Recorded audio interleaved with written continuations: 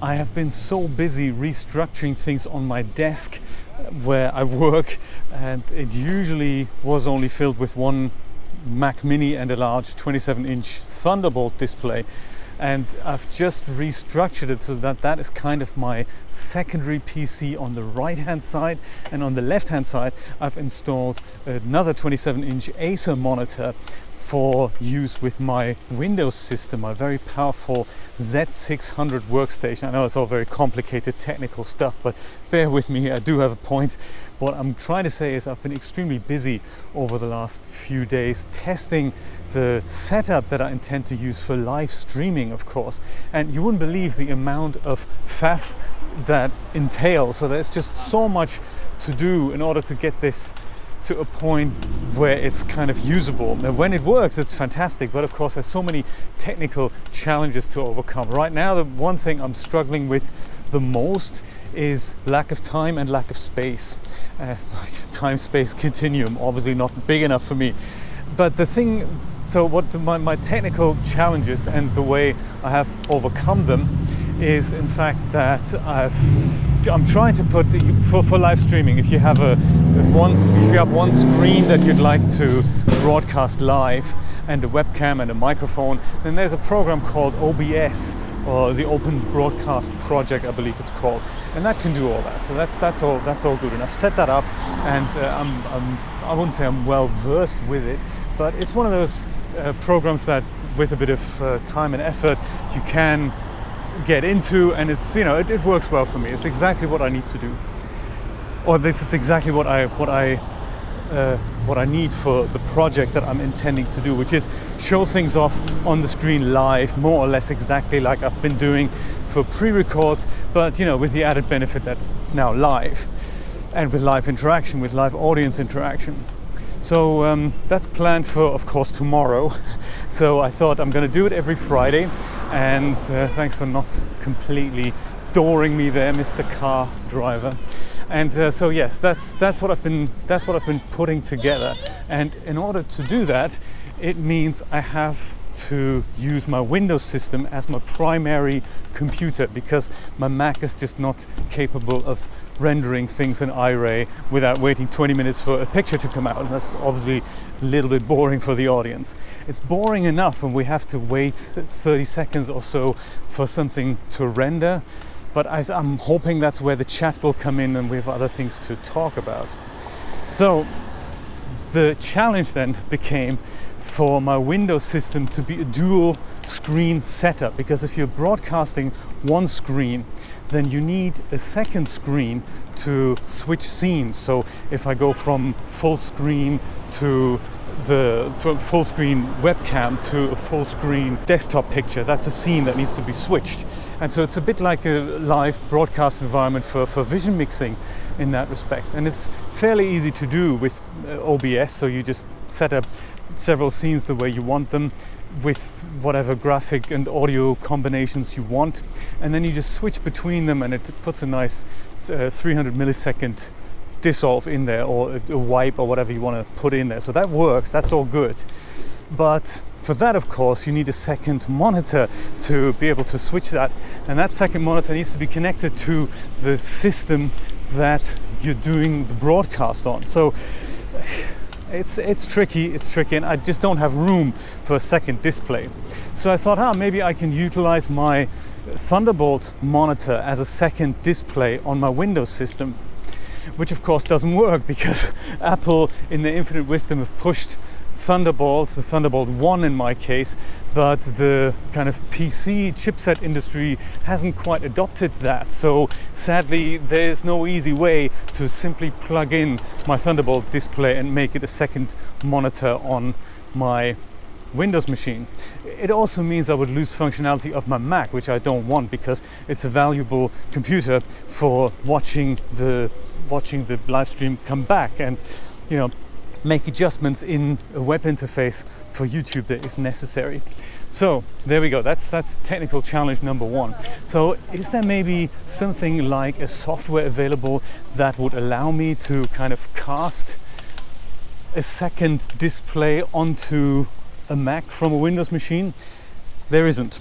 there isn't between Windows and Mac. There is between Windows and an iOS device, or between a Mac device and another iOS device. So very popular Air Display, or what's the other one called? Duet, I believe. Duet Display, and they both can do that. They're designed for you to have a second screen on your laptop, basically, that you can use an iPad or an iPhone as a second display next to it. And I believe I've tried Air Display many years ago when I first got my Mac, and I thought it was a great way of extending that. But of course that's not really applicable in my case, because I don't need another iOS device there. I have 2 screens on my desk already. I just want to turn the second one into my second screen, but alas, it is not possible. So then I thought another way of doing it would be to connect the output of my PC via HDMI to a capture device and let a second machine do the capturing. Could be my Mac, could be something else. Basically just take the whole HDMI output out of my Windows machine and let another machine do the capturing.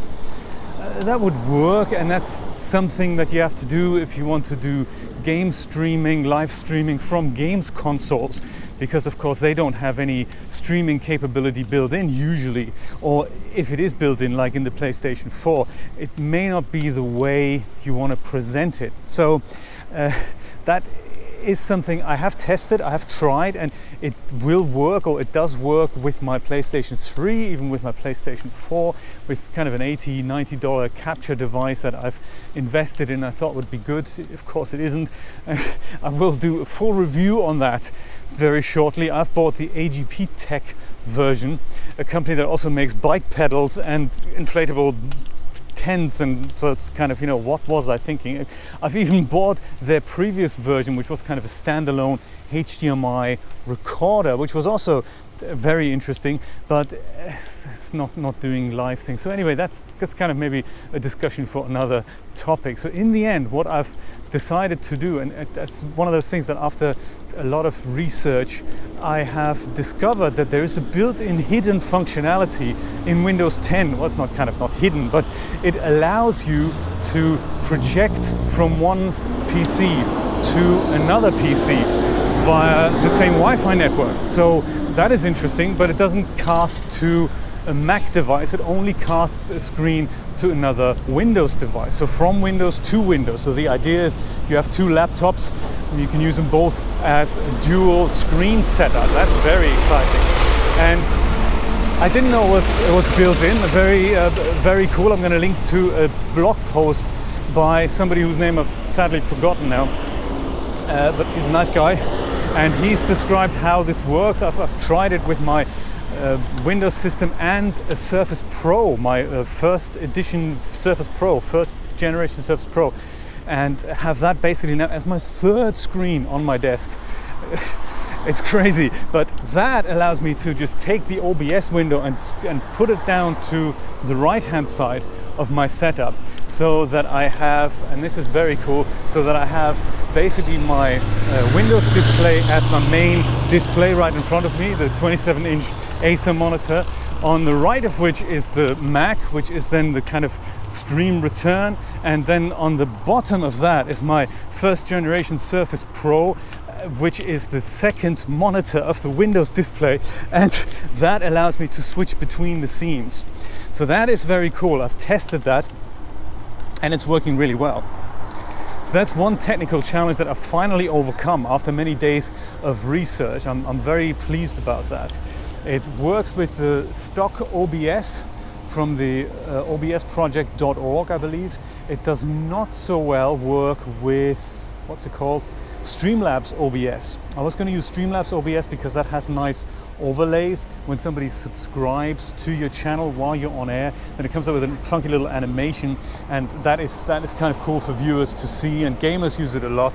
And alas, with that 2nd screen projected Surface Pro kind of setup that I tested, it wasn't working very well. The program doesn't really crash when you try and use it. It just stops using certain components and becomes unresponsive. So I don't know what's going on there. So, but the stock OBS app, the regular OBS app does a good job at that and handles that well. So I'm hoping that's gonna work out well for tomorrow. It's just, you know, less than 24 hours away. And of course I have to do my day job now for 6 hours, and I had to do that yesterday as well. So that takes a big chunk of time out of my day to refine that testing. So I guess I'll have to be like Microsoft there in a way and go, well, just launch the product and we'll see if we ship updates at a later date. Just don't worry about doing it perfect. Just worry about actually making it happen, and, you know, stick to the schedule that you've set yourself, which is Friday, 10 a.m. Eastern Standard Time, i.e. tomorrow. So what still isn't working well is the addition of a webcam.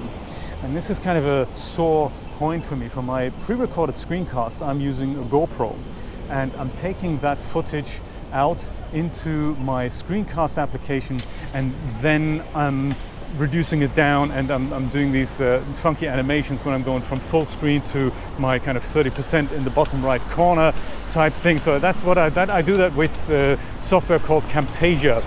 I've been using it for many years, and it's a solid software. It does exactly what I need to do for screencasting. OBS can do that as well, of course, with the added benefit that it can live stream that as well. But of course, the GoPro isn't really usable as a live webcam. It's a great recordable camera, but using it as a live device when attached to something like you're gonna drive here. There we go.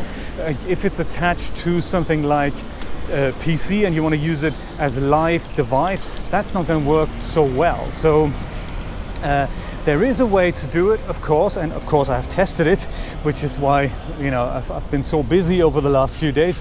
There is a way to use my capture device, my HDMI capture device, and take the live output from the GoPro and put it into that device, and let that device basically be a video source on OBS, and that works as well. And it pains me to say this, but it doesn't work reliably. So I've managed to set up my GoPro on my desk in the way that it allows me to, whoops, there we go. It allows me to add it in there. No characters, like no on-screen display being displayed at the time. That's very cool.